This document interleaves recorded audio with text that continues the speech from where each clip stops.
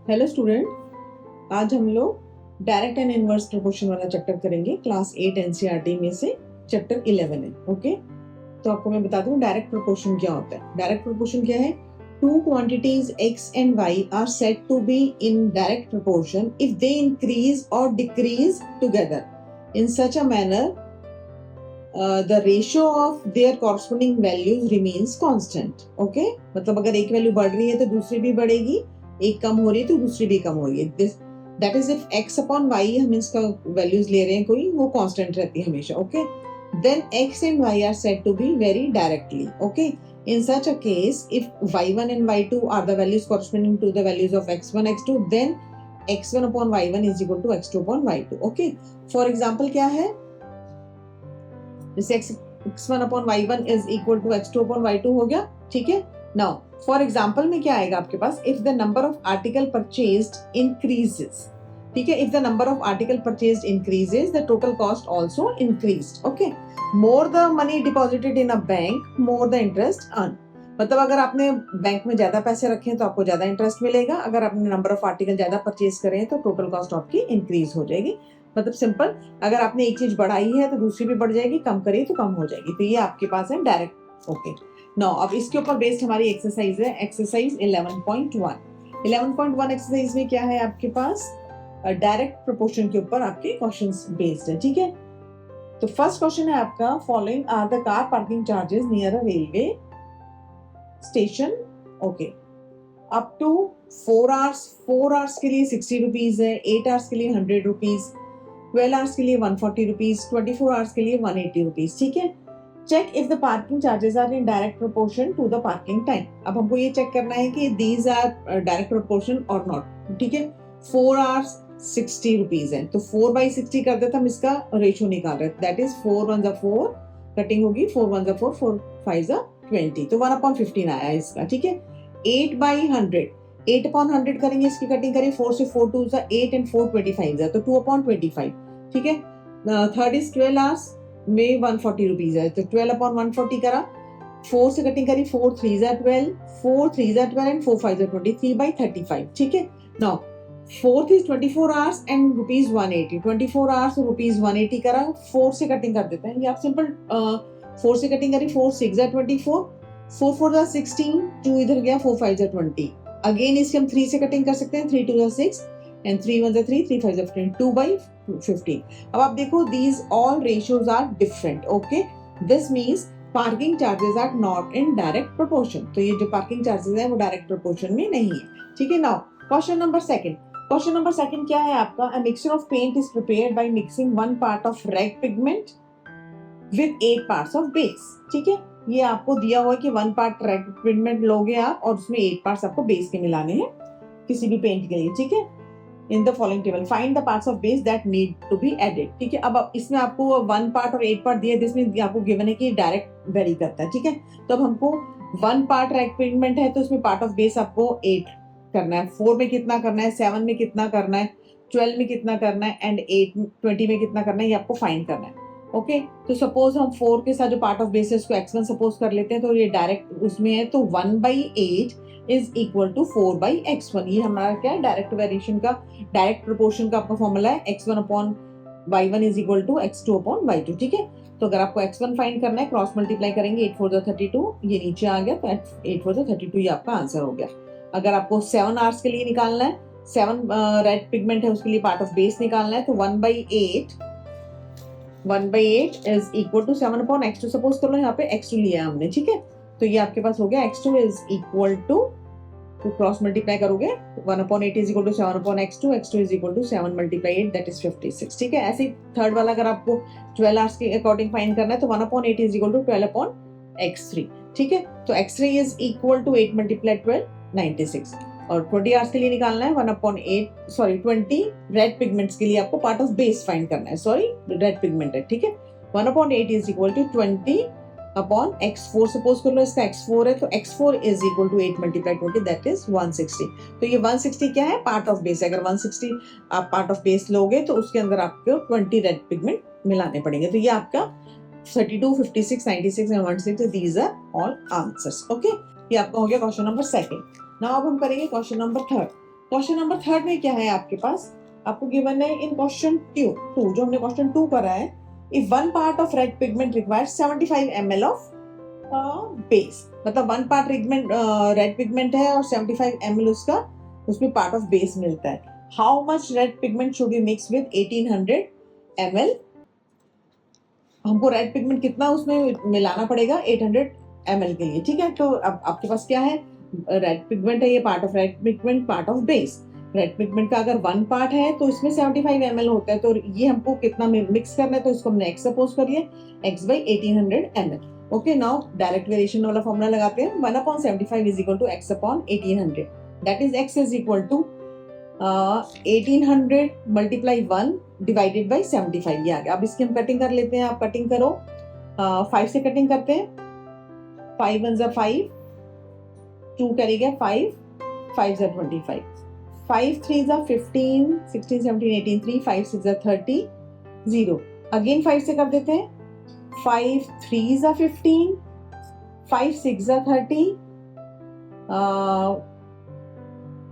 5 7 ज़ा 35, सॉरी 5 7 ज़ा 35 एंड 5 2 ज़ा 10, ओके, अगेन 3 से कटिंग कर दो, 3 2 ज़ा 6, 3 4 ज़ा 12, दैट इज, इसका मतलब x is equal to 24, okay. ये आपके पास क्या आ गया, 24 पार्ट्स ऑफ रेड पिगमेंट।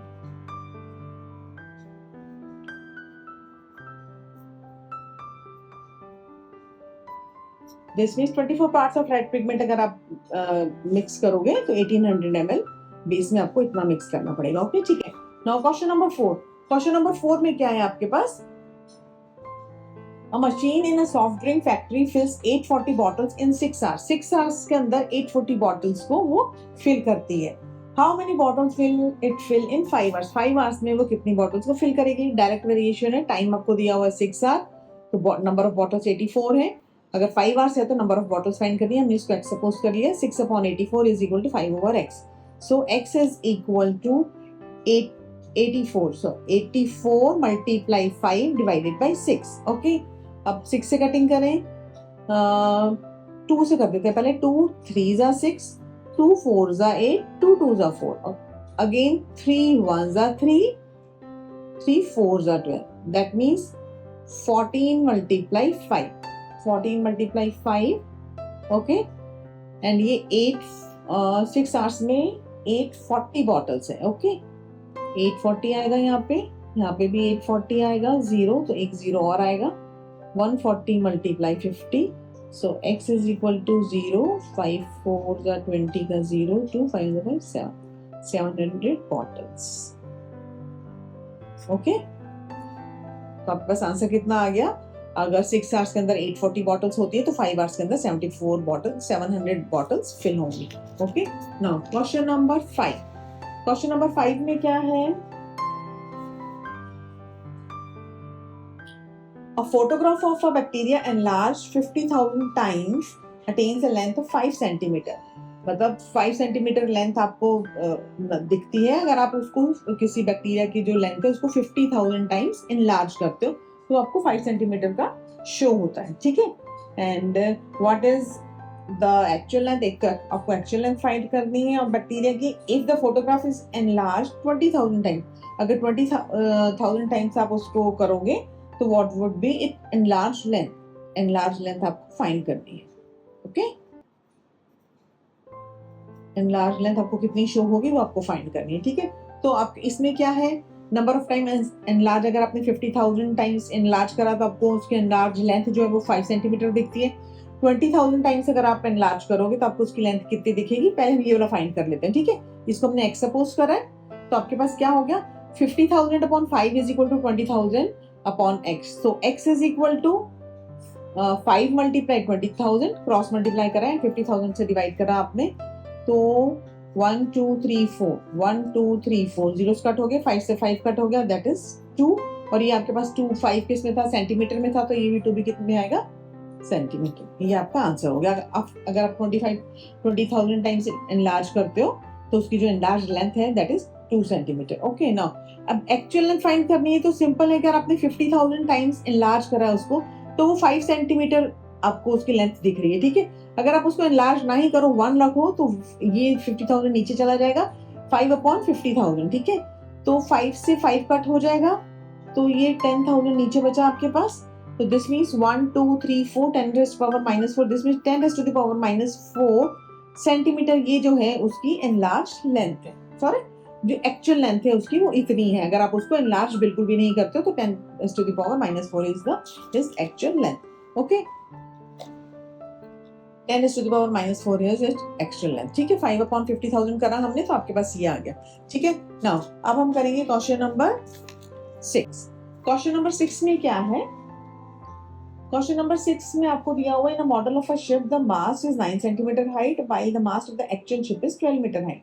मतलब अगर आप एक शिप का मॉडल बनाते हो तो उसकी जो मास्ट ऊपर उसकी लेंथ है वो 9 सेंटीमीटर है, बट एक्चुअल लेंथ उसकी 12 मीटर है, ठीक है। अगर शिप में वो है, if the length of the ship is 28 metre, ship की लेंथ 28 मीटर है, तो मॉडल ऑफ शिप लेंथ कितनी होगी? शिप की जो लेंथ है, मॉडल की शिप की लेंथ वो कितनी होगी? तो अब आपके पास इसमें दो चीजें, एक तो मॉडल की लेंथ है और एक एक्चुअल लेंथ है। मॉडल लेंथ अगर आपको 9 सेंटीमीटर दी हुई तो एक्चुअल लेंथ उसकी 12 मीटर होती है। और अगर मॉडल लेंथ आपको फाइंड करनी है, इफ मॉडल शिप जो एक्चुअल लेंथ है उसकी वो 28 मीटर गिवन है, ठीक है। तो अब इसमें हम सिंपल वही करेंगे, डायरेक्ट वेरिएशन वाला फॉर्मूला लगाएंगे, डायरेक्ट प्रोपोर्शन वाला। 9/12 is equal to x/28, that is 9 × 28 cross multiply करा और नीचे आया 12। ओके, अब आप कटिंग करो, इसकी कटिंग करके कैसे होगा? 3 3s are 9, 3 4s are 10, 4 7s are 28, तो 7 3s are 21। आपके पास कितनी लेंथ आ गई? 21 सेंटीमीटर। ओके, मॉडल लेंथ है तो 21 सेंटीमीटर, ये आपका आंसर हो गया, ठीक है। Now next question, question number 7। Question number 7 में क्या है आपके पास? Suppose 2 kg of sugar contains 9 × 10⁻⁶ crystals of sugar, ठीक है। जो वेट ऑफ शुगर अगर 2 kg है तो नंबर ऑफ क्रिस्टल उसमें 9 × 10⁻⁶ है। How many sugar crystals are there in 5 kg of sugar? 5 kg of sugar में आपको फाइंड करना है number of crystals, and 1.2 kg of sugars में आपको उसके क्रिस्टल की लेंथ फाइंड करनी है, ठीक है। अब हम इसको यहाँ पे x1 सपोज कर लेते हैं, इसको हम x2 सपोज कर लेते हैं। तो डायरेक्ट प्रोपोर्शन में होगा तो 2/9 × 10⁻⁶ इज इक्वल टू 5 kg में कितना होगा? 5/x1। So x1 is equal to 9 × 10⁻⁶ multiply 5/2। तो अब ये 2 से कटिंग तो नहीं हो रही है, तो 9 5 45, 45/2 मल्टीप्लाई 10⁻⁶। तो अगर 45 को 2 से आप डिवाइड करोगे तो 22.5 मल्टीप्लाई 10⁻⁶। ये कितने आए हैं आपके पास? 5 kg में नंबर ऑफ क्रिस्टल। ये आपका फर्स्ट आंसर हो गया, ठीक है। अब 1.2 kg में नंबर ऑफ क्रिस्टल्स कितने होंगे वो फाइंड करने, तो उसके लिए क्या करेंगे हम? 2/9 × 10⁻⁶ इज इक्वल टू 1.2/x2। हमने इसको x2 सपोज करें, तो x2 is equal to 9 × 10⁻⁶ multiply 1.2 divided by 2, ठीक है। अब इसमें हम कटिंग कर सकते हैं, 2 डेसिमल लगा के 0.6 कटिंग करा, 2 6 12 होता है तो डेसिमल में, तो डेसिमल में आ जाएगा, तो 9 6 54, 54 का मतलब कि 5.4, क्योंकि हम क्या कर रहे हैं इसमें, यहाँ पे डेसिमल गिवन था, मल्टीप्लाई 10⁻⁶। ये आपका आंसर हो गया। मतलब 1.2 kg शुगर में 5.4 × 10⁻⁶ नंबर ऑफ क्रिस्टल होंगे। Okay, now question number 8। Question number 8 में क्या है आपके पास? Rashmi has a road map with a scale of 1 centimeter representing 18 kilometre. जो 1 सेंटीमीटर है मैप में, एक्चुअल उसका डिस्टेंस है 18 किलोमीटर। जो मैप में आपको शो होती है वो 1 सेंटीमीटर है, actual distance is 18 kilometre. This is given. She drives on a road for 72 kilometre. 72 kilometre उसने रोड पे ड्राइव करा है, तो मैप पे उसकी कितनी लेंथ होगी? What would be her distance covered in the map? Map पे उसकी डिस्टेंस कितनी होगी वो हमको फाइंड करना, ठीक है। नाउ अब सेम डायरेक्ट वेरिएशन वाला फॉर्मूला लगाते हैं, 1/18 इज इक्वल टू x/72, ठीक है। तो x is equal to cross multiply करोगे, 1 × 72 और 18 × x आएगा, तो x नीचे चला जाएगा और ये 1 × 72 नीचे आ जाएगा, ठीक है। तो अब 18 से कटिंग हो जाएगी इसकी, 18 4s are 72, this means x is equal to 4 centimetre. Map पे कितनी लेंथ दिखेगी आपको? x is equal to 4 centimetre. ये सेंटीमीटर में तो ये भी सेंटीमीटर में आएगा, ठीक है। ये आपका आंसर हो गया 8 का। Okay, now question number 9। Question number 9 क्या है आपका? 5 metre 60 centimetre high vertical pole cast a shadow 3 metre 20 centimetre long. अगर 5 मीटर 60 सेंटीमीटर लेंथ की पोल है तो उसकी जो शेडो आ रही है वो 3 मीटर 20 सेंटीमीटर है. Okay, find at the same time पे आपको फाइंड करना है कि the length of the shadow cast by another pole 10 metre 50 centimetre height. 10 metre 50 centimetre height का अगर पोल है तो उसकी शेडो कितनी होगी ये फाइंड करना है आपने. The height of a pole which cast a shadow 5 metre. अगर शेडो की लेंथ 5 मीटर है तो लेंथ की पोल की लेंथ कितनी होगी सेकंड में, ये फाइंड करना है. ये दो पार्ट्स हैं इसके, ठीक है. तो अब इसको हम 5 मीटर 60 सेंटीमीटर को सिंप्लीफाई कर लेते हैं क्योंकि ऐसे सॉल्व करने में प्रॉब्लम होगी. तो 5 metre 60 centimetre means 5 multiply 100 centimetre में कन्वर्ट करेंगे. 1 metre is equal to 100 centimetre. Okay, so 5 multiply 100 plus 60 that is 560 centimetre.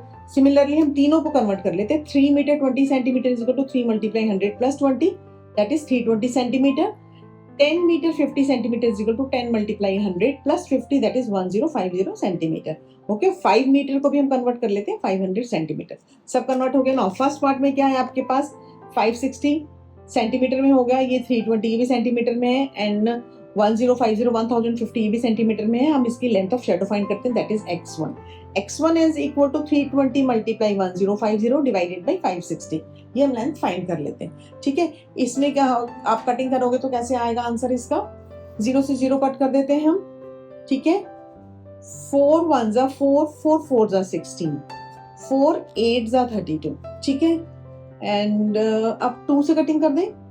2 7 जा 14 2 4 जा 8.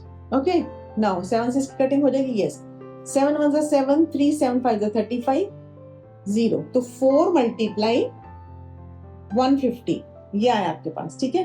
तो 15 4 जा 60 that is this means 600 centimetre. 600 centimetre इसका आंसर आए तो 600 सेंटीमीटर भी लिख सकते हो या आप इसको 6 मीटर्स भी लिख सकते हो. ये आपका फर्स्ट का आंसर हो गया. अगर 10 मीटर 50 सेंटीमीटर की आपकी लेंथ ऑफ पोल है तो उसकी शेडो 6 मीटर आएगी, ठीक है. सेकंड में क्या करना है आपको. 560 सेंटीमीटर हुआ ये. 560 centimetre upon 320 is equal to एक्सटी. हमको लेंथ ऑफ पोल फाइंड करनी है and length of shadow is 5 metre that is 500 centimetre. तो x2 is equal to 560 multiply 500 divided by 320. Okay, cutting कर देते हैं. ये 0 से 0 कट हो गया. 4 8 जा 32 4 1 जा 4 4 4 जा 16. अगेन हम 2 से कटिंग कर देते हैं. 2 4 जा 8 2 7 जा 14. अब 4 से इसकी कटिंग करें. 4 1 जा 4 1 इधर कैरी 4 2 जा 8 2 4 5 जा 20. तो आपके पास कितना आ गया ये 7 मल्टीप्लाई 125. 7 मल्टीप्लाई 125. ओके, 7 मल्टीप्लाई 125 इसको मल्टीप्लाई करो आप, कितना आएगा आपके पास. 7 5 35 का 5 3 कैरी 7 2 14 15 16 17 का 7 1 कैरी 875 सेंटीमीटर. और आप इसको लिख सकते हो 8 मीटर एंड 75 सेंटीमीटर. दोनों में से आपका कोई भी आंसर हो सकता है. 875 सेंटीमीटर भी लिख सकते हैं एंड ऐसे भी लिख सकते हैं. Okay, now last question number 10. Question number 10 में क्या है आपके पास. सिंपल है. अ लोडेड ट्रक ट्रेवल 14 किलोमीटर इन 25 मिनट्स. मतलब जो लोडेड ट्रक है वो ट्रेवल्स करता है 14 किलोमीटर 25 मिनट्स में, ठीक है. If the speed remains the same, speed आपको सेम दी हुई है. How far can it travel in 5 hours. 5 hours में वो कितनी दूर जाएगा. सिंपल डायरेक्ट वेरिएशन है. अब इसमें देखो ये आवर्स में दिया हुआ है, ये मिनट्स में दिया हुआ है, तो हम आवर्स को भी मिनट्स में कन्वर्ट करते हैं. 5 hour is equal to 5 multiply 6 that is 300 minutes. Okay, now अब क्या करना है. सेम डायरेक्ट प्रोपोर्शन करेंगे. 14 upon 25 is equal to x upon 300. x is equal to 14 multiply 300 divided by 25. अब हम इसकी कटिंग करते हैं. पहले 5 से कटिंग कर लो. 5 5 जा 25 5 6 जा 30 0. अगेन 5 से कटिंग करते हैं. 5 1 जा 5 5 2 जा 12 आ गए. तो 14 मल्टीप्लाई 12 ये हो गया आपके पास. तो अब आप इसको मल्टीप्लाई करोगे. 14 2 जा 28 का 8 2 कैरी 14 1 जा 14 15 16 168 किलोमीटर. बिकॉज ये किलोमीटर्स में था. 25 मिनट्स में 14 किलोमीटर, तो 5 आवर्स के अंदर 168 किलोमीटर ट्रेवल फाइंड होगा, ठीक है. This is your answer. Okay, now thank you.